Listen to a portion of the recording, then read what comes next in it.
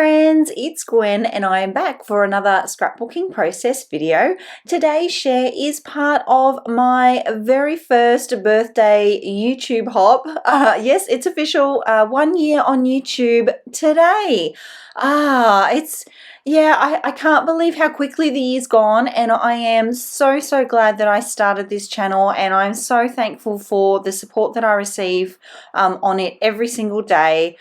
So it's really exciting to be able to hop along with some of my other YouTube friends, and we're all going to be creating in a Gwen style.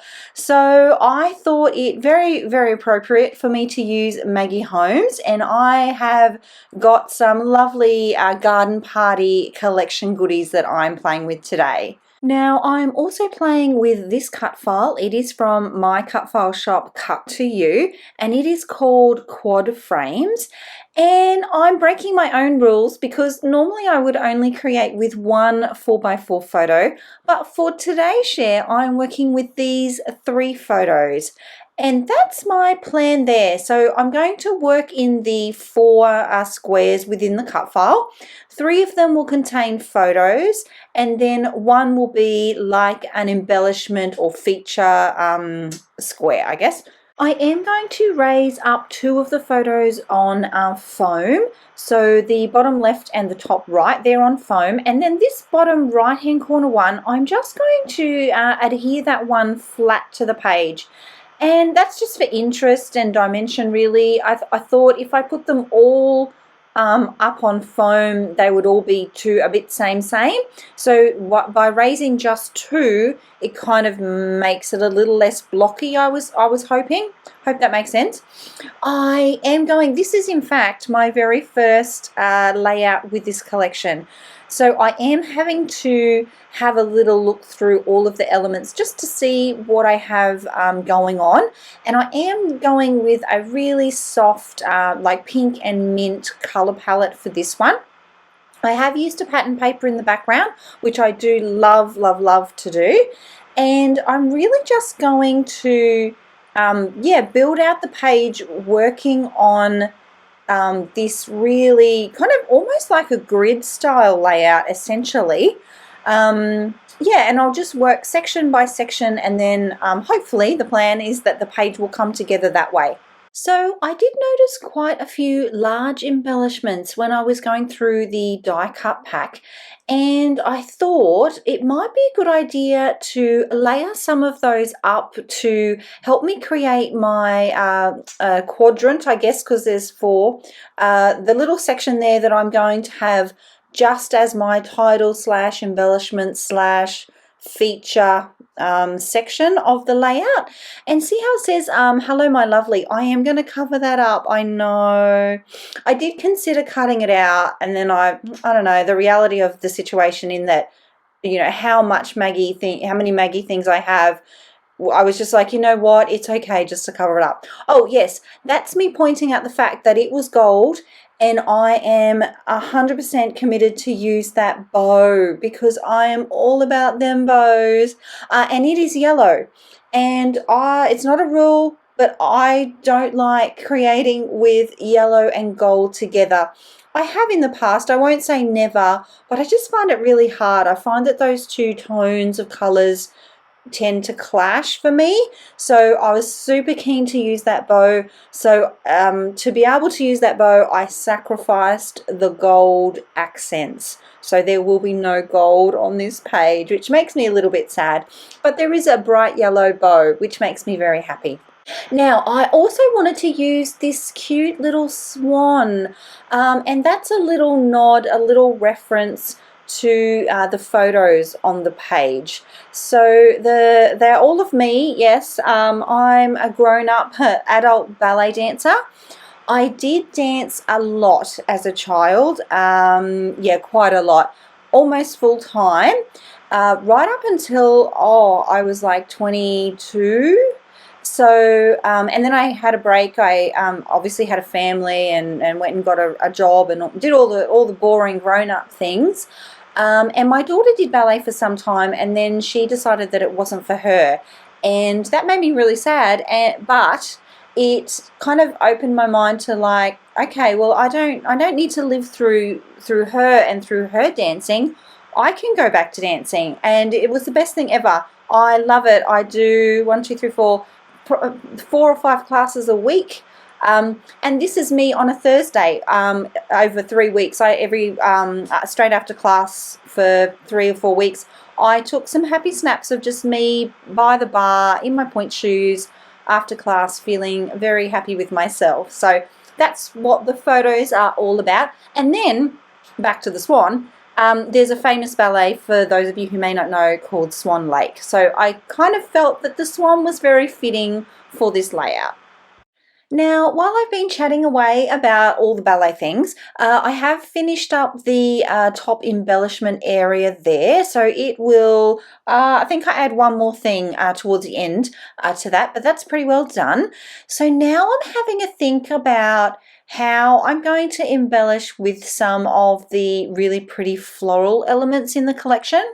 And it does trick me up for a little bit, because I have talked about this on my channel. If you've seen some of my other videos, I like to think of the embellishment clusters in terms of them being more flowing.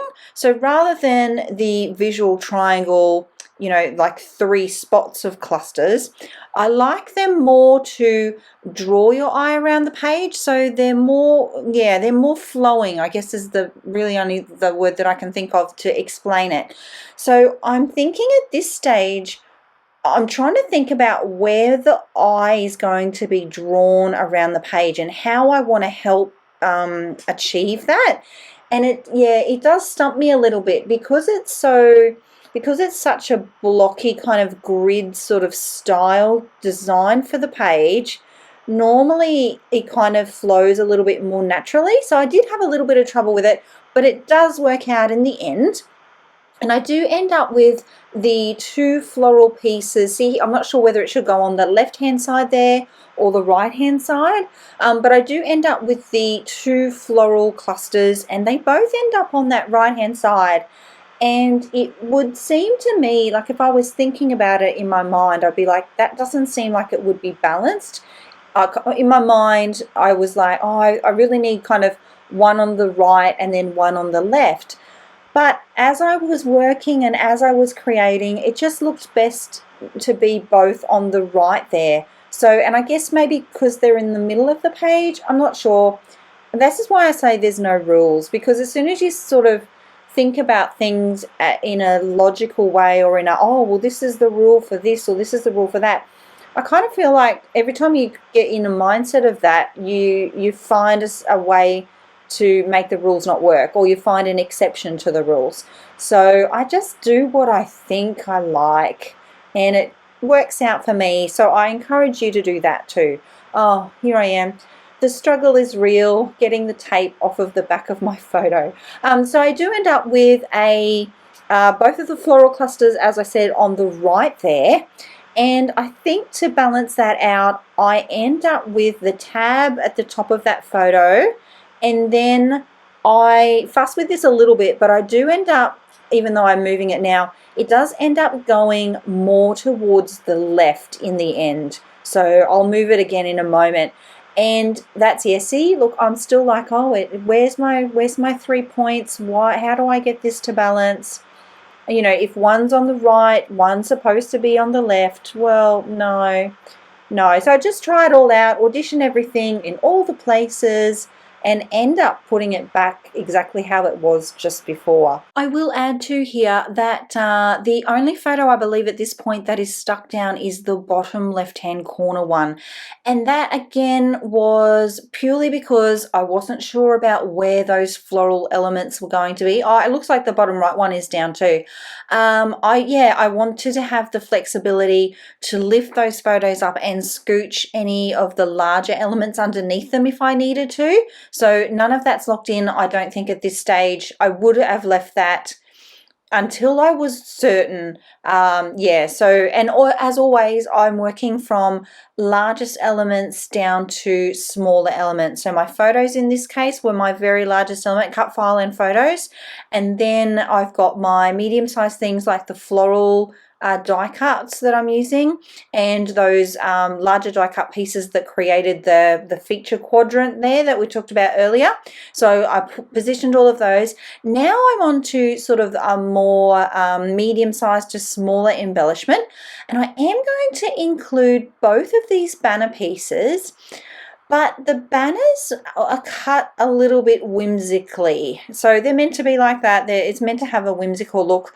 But with this page being so grid-like, I decided I didn't want them to be whimsical, and I wanted all of my edges to be nice and straight. So I'm showing you there, I actually just trim them to make them square little sentiments rather than banner piece sentiments. So feel free to chop up your embellishments and your die cut pieces. Don't be afraid to do that, because you can always make something that maybe doesn't work by chopping off elements or resizing it. And I didn't keep that footage in, but I end up trimming quite a bit off of the length of that second one. See how there's some empty space on the left and at the right, like on the ends? I do shorten that. See, it's shorter now. So I do shorten that just to make that fit again with where I was going for my page. Okay, so I must have made some decisions, because I am going to lock this photo down with some double-sided tape, and I'm just trying to think about the balance of things. I'm trying to add in a few little details where I can. But I am finding that with the 3 photos and with the cut file that there's not really a lot that's needed. So it's just really some smaller little details, adding to my paper layers, which I really love to do. And and then just creating those clusters that will help draw the eye around the page. Oh yes, so it's at this point that I realized that I hadn't looked at any of the chipboard. It was actually, I had set it aside with my pattern papers, because I had got to a point where I knew I wasn't going to be using any more pattern papers. And I had totally forgotten about the 12 by 12 chipboard, which is good, because now I'm like, okay, I think this needs a butterfly, because why not? And I also find some really lovely yellow floral elements, and it's really not until they go onto the page that's when I realized that it's balanced. And I think what was throwing me off a little was just that one pop of yellow of the bow. So in a moment when you see me add the yellow flowers, it just makes the page make more sense, because in a moment you'll see that every quadrant ends up with a pop of yellow on it, and that just changes everything for me. That was like a bit of an aha moment when I was making this one. Now, while you watch me place those yellow elements, I did want to quickly mention that I'm going to add in the description box below a full list of all of the creatives who are joining me on my first birthday hop. They are all actually inspired by a layout and a video that I created a little while ago called, I think it was like my 5 signature things. So 5 things that I tend to always add to my pages. So they've all watched that video and been inspired by it, and they're creating new layouts including those 5 things. So yeah, I'll pop all the details and all of their links in the description box below, so be sure to check that out. I'm also going to leave a link there for a free digital cut file. If you're not on my list already, if you're on my list, you will have already received that one. But if you're new to my cut file shop and you have not subscribed to my newsletter, be sure to check that out below. Things are getting serious because I am gluing things down. I'm working with my Scotch Quick Dry adhesive today. And I'm really liking how that's looking now. I'm finding that the bringing in those extra little elements that are yellow just help round out the page, and just it's a little bit different for me because of the 3 photos and because of the grid style. But I am really happy with how this one turned out, and I feel like it is a very kind of Gwen layout. So if you like the way that I scrapbook or the way that I chat about the way that I scrapbook, I would love it if you would give this video a thumbs up and subscribe if you enjoy videos just like this one. I share at least one a week. And then, yeah, thank you so much for being here, my creative friends. I will see you all in the next video. Until then, bye.